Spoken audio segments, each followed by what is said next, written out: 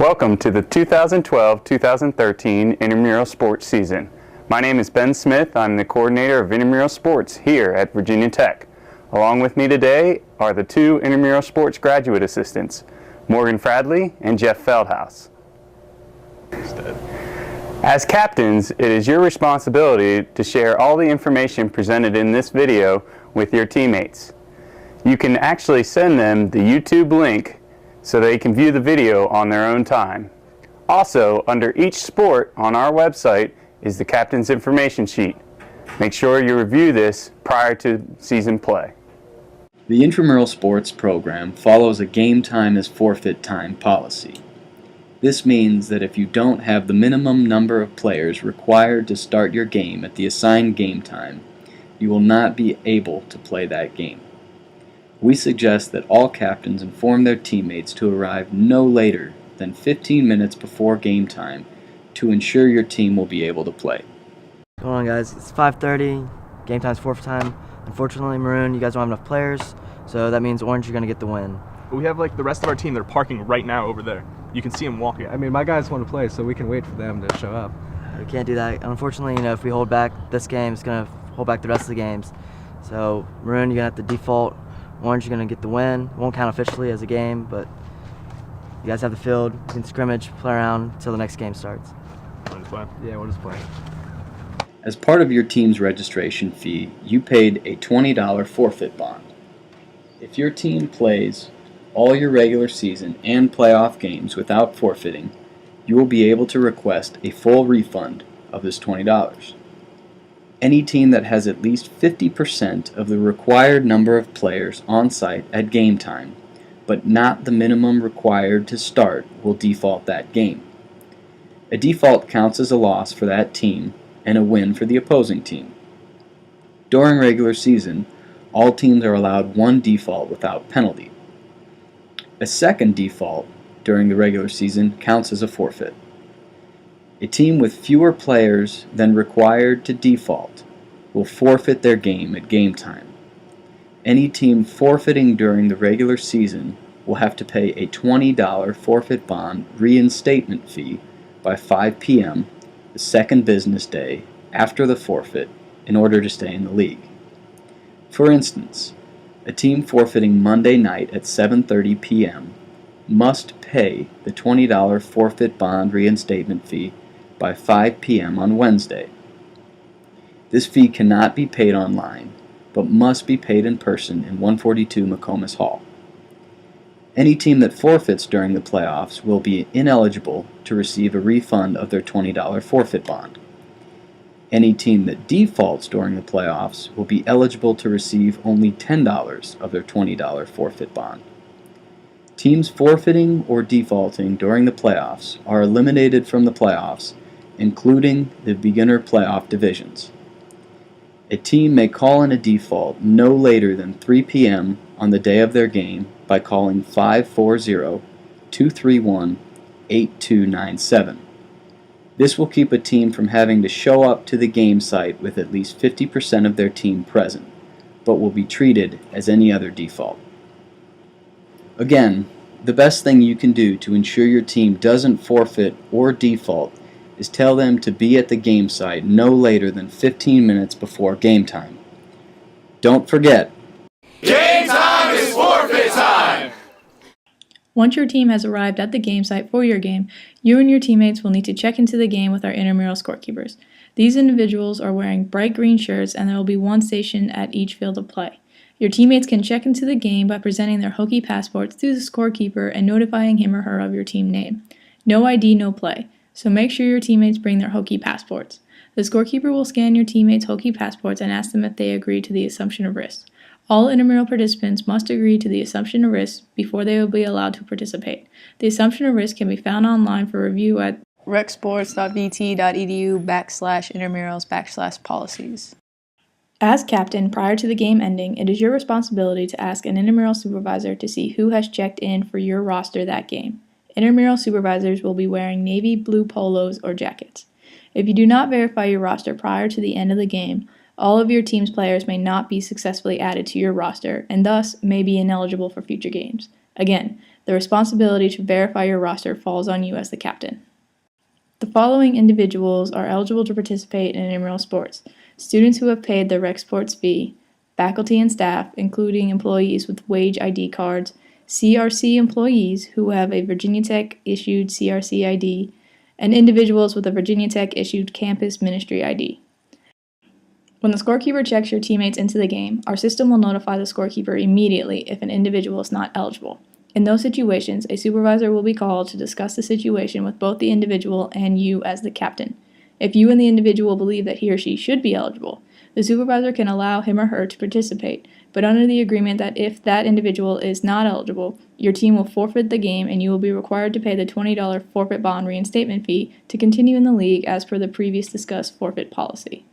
Individuals are allowed to play for one single-sex team. Males cannot play on women's teams, and females cannot play on men's teams. Instead, we offer a co-rec division for many of our sports. Individuals are allowed to also play for one co-rec team. You cannot have more than a +1 ratio of male to female or female to male when playing in the co-rec division. So for intramural sports where co-rec is offered, all individuals are eligible to play for 2 total teams, one in the co-rec division and one in their appropriate single-sex division. Our check-in system will catch any player trying to play for more teams in a sport than allowed. If an individual plays a single game with a team and he or she wishes to play for another team instead, he or she must do so within 7 days of playing with the first team. The scorekeeper will ask the player if he or she wishes to delete him or herself from the first team roster prior to playing with the second team. As captains, you are responsible for informing your teammates that they may only play with one team in a single-sex division and one team in a co-rec division. Team rosters are updated on a daily basis and posted online under the schedule's results link for each sport. So you can check there to ensure your teammates have not played with another team. There are no restrictions on the size of your roster. There are restrictions on the number of varsity athletes and sport club athletes that you may have competing for your intramural team. Varsity athletes are only allowed to participate in intramural sports that are not their allied varsity sport. Intramural teams are only allowed to have a certain number of varsity athletes on their roster at any one time. For this sport, that number is: a former varsity athlete is any athlete who has not been listed on the athletics roster for a minimum of 1 semester. Please note that 2 summer sessions count as 1 semester. The title of former varsity athlete stays with an individual for 5 years after last being listed on the varsity team. Former varsity athletes are allowed to participate in their allied intramural sport, but do count as part of the total number of varsity athletes on your roster. Sport club athletes are defined as anyone appearing on the recreational sports sport club rosters. Sport club athletes are only limited when participating in their allied intramural sport. For instance, an intramural soccer team can have an unlimited number of players from the sport club baseball team, but only a certain number of members from the sport club soccer teams. The maximum number of allied sport club athletes for this sport is: former or current professional athletes are defined as any athlete who was paid for playing a sport. Former and current professional athletes are ineligible to participate in their allied intramural sport. If you believe a team has ineligible players, you are able to file a protest. So next we are going to discuss our protest policies. If you believe a player on the opposing team is ineligible, you can submit an eligibility protest. In order to make this protest, it must be done no later than this time. Any players who show up to the game after this time must be protested immediately if you believe they are ineligible. For all eligibility protests, we suggest you submit your protest as soon as possible. Once you have submitted your protest to the supervisor will discuss the situation with the opposing team captain. If the player in question is removed for the remainder of the game, no further action will be taken. If the opposing captain believes the player in question should be eligible, the supervisor will then record all pertinent game information and provide you with a protest form that you must fill out and submit along with the $10 protest fee by 12 noon the day after the game in 142 McComas Hall. The Intramural Sports Coordinator will then rule on the protest. If you are correct, you will receive your $10 back. If you are incorrect, you will lose your $10 fee. If during the game you believe the referees made a rule misapplication, you can protest that rule misapplication prior to the next live ball. Ask the referee to stop the game and notify him or her that you wish to protest a rule misapplication. The referee will then get the supervisor to come to the field to rule on your protest. After hearing your account of the rule misapplication, the supervisor will discuss the situation with all referees involved and then make a final ruling. If you still disagree with the ruling, you need to inform the supervisor that you wish to make a formal protest. The supervisor will then provide you with the formal protest form, as described previously, and you will have until 12 noon the day after the game to submit your protest form in 142 McComas Hall along with your $10 protest fee. Referee judgment, such as whether a ball was in or out of bounds, is not a rule misapplication and therefore not protestable. Again, if you are correct about your protest, you will receive your $10 back. If you are incorrect, you will lose the $10 protest fee. At Virginia Tech, we try to live by the principles of community, and part of that is our dedication to improving the sportsmanship of our participants. Our motto is play hard, play fair, respect the game. Prior to each game, the referees will ask one member from a team to read out loud the intramural sportsmanship statement. As the captain, you will be given the opportunity at the end of the game to rate the sportsmanship level of the team you are playing on a 1 to 5 scale. The officials, scorekeeper, and supervisor of the game will also rate each team's sportsmanship to get an overall average sportsmanship rating for each team. Here's some more detailed information concerning each level of the scale. During the regular season, your team must maintain at least a 3.0 sportsmanship average to advance to the playoffs. Once the playoffs begin, you will be required to maintain a 3.0 sportsmanship average every single game in order to continue to advance. In order to encourage good sportsmanship by individuals, we have developed the I Am Nice shirt. Our supervisors will give these shirts out to participants who display acts of exceptional sportsmanship. In order to encourage good sportsmanship by all teams, we have the weekly sportsmanship award sponsored by Domino's Pizza. All teams receiving a perfect 5.0 sportsmanship rating for their game will be put into a weekly drawing within each sport. We will pull one team from that drawing and the entire team will receive free Domino's Pizza. So remember, play hard, play fair, respect the game. If a player on your team gets ejected from any intramural event, they will be ineligible to use McComas Hall or participate in any intramural event until they have had a meeting with an intramural sports graduate assistant. After meeting with the graduate assistant, the ejected individual will be eligible to use McComas Hall again, but will be ineligible to participate in intramurals until serving any suspension handed out by the graduate assistant. There are no self-imposed punishments.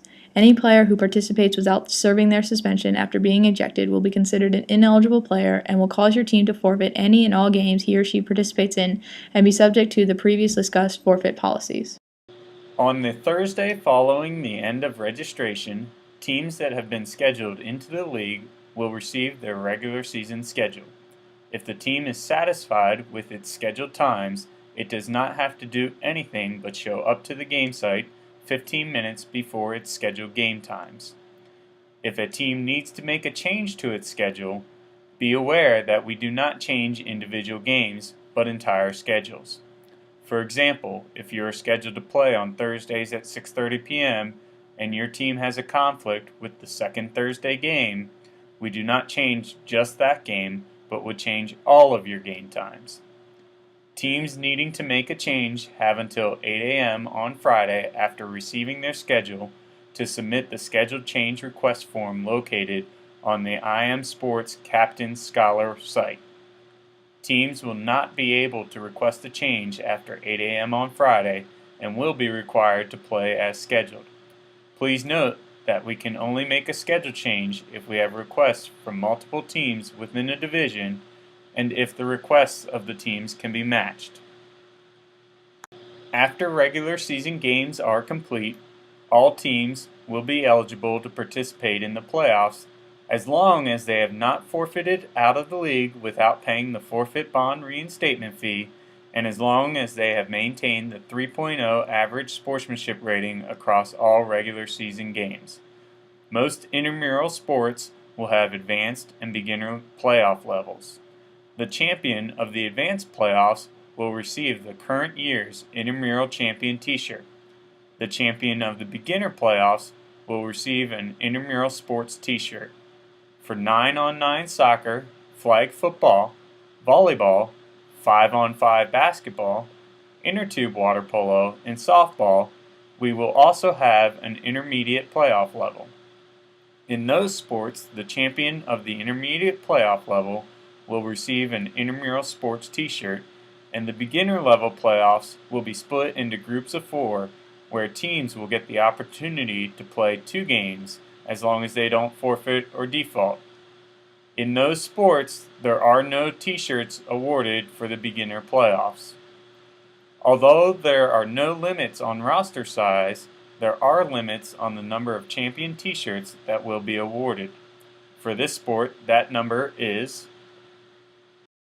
teams will be placed into the playoff levels based on their record during the regular season.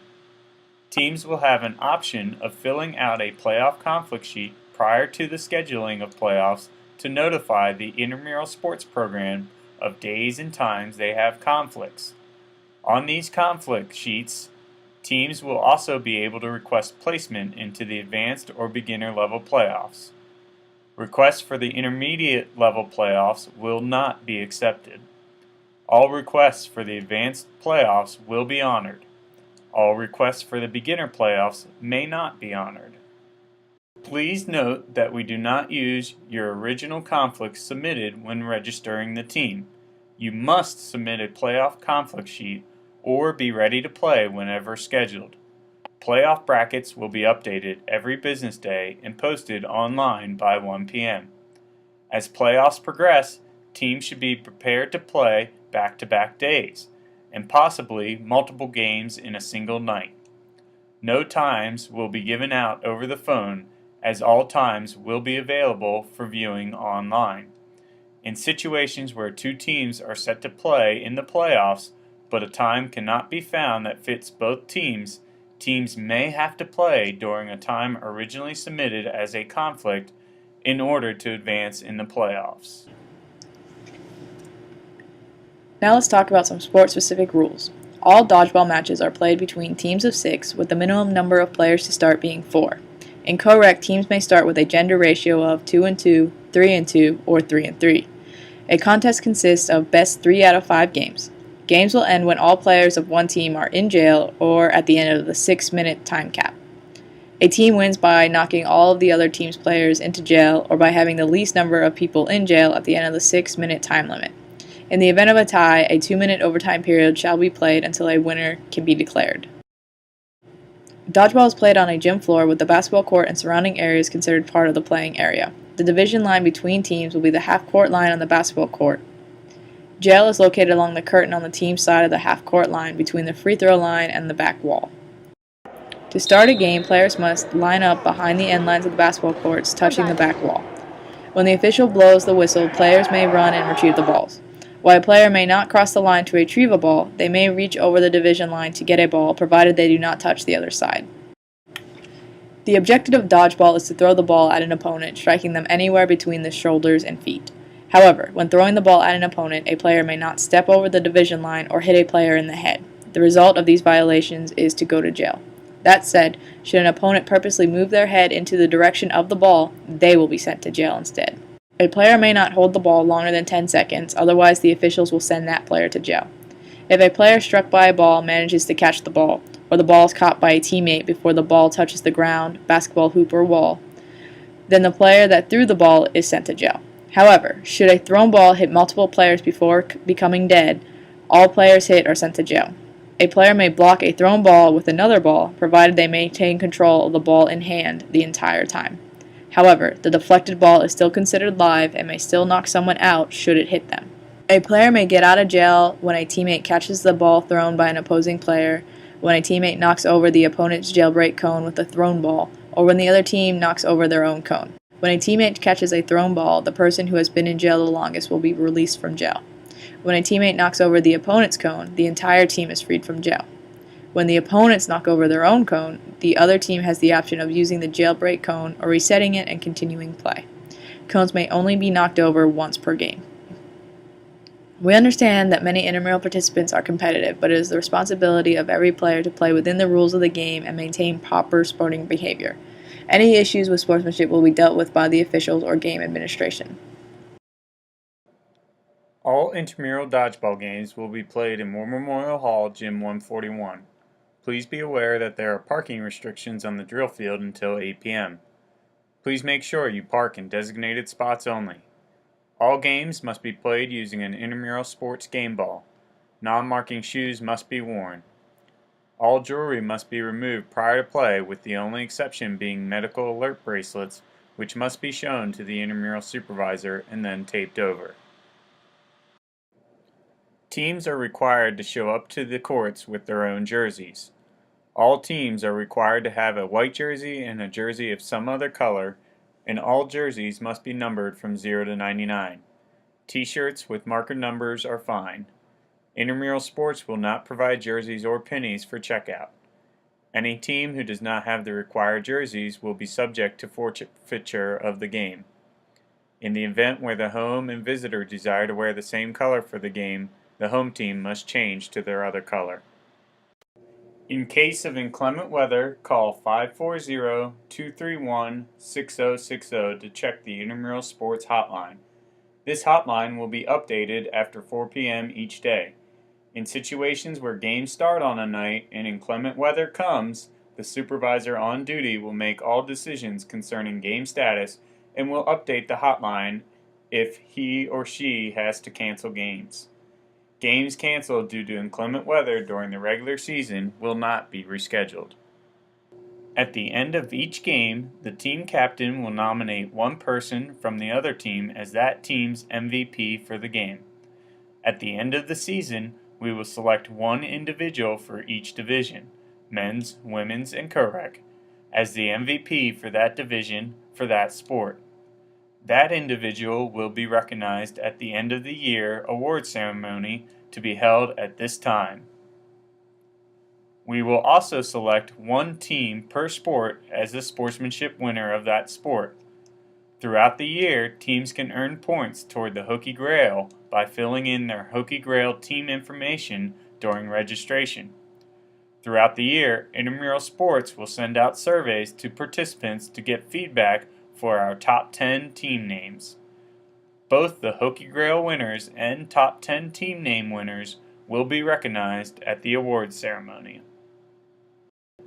Captains who watch this video and complete the online test with a perfect score by 5 p.m. on the Monday after registration closes will be scheduled into the league based on when their complete registration was submitted.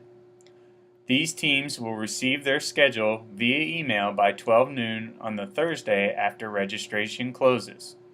They will have until Friday at 8 a.m. to submit a schedule change request. Instructions will be outlined in the email containing the schedule on how to make that request. After Friday at 8 a.m., teams will not be able to request a schedule change. Any team whose captain does not watch the video and complete the online test with a perfect score by 5 p.m. on the Monday after registration closes will not be scheduled into the league and will be placed at the bottom of the waiting list. They will then have until Thursday at 12 noon to do one of two things. First, watch the video and complete the online test with a perfect score, or second, fill out the required refund request form online to receive a full refund of their registration fee. Teams that take the first option, watch the video, and complete the online test with a perfect score by Thursday at 12 noon will be placed on the waiting list in the order that they successfully complete the online test. If there are still spots available in the league, they will then be scheduled into the league. If there are no spots available in the league, they will remain on the waiting list. If no spots then become available during regular season, the team will be eligible to request a full refund of their registration fee. Here are the important dates that you will need to know for this sports season.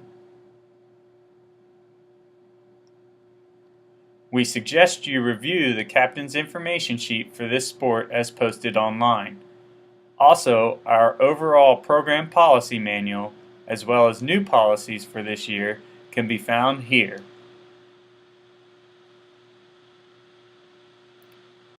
If you have any questions or problems, you can email us at imsports@vt.edu or call 540-231-8297 and ask for Ben, Jeff, or Morgan. Please be aware that sometimes emails from imsports@vt.edu will go to your junk email folder, so check it on a daily basis. Thank you. Have a great season, and don't forget, Play hard. Play fair. respect the game.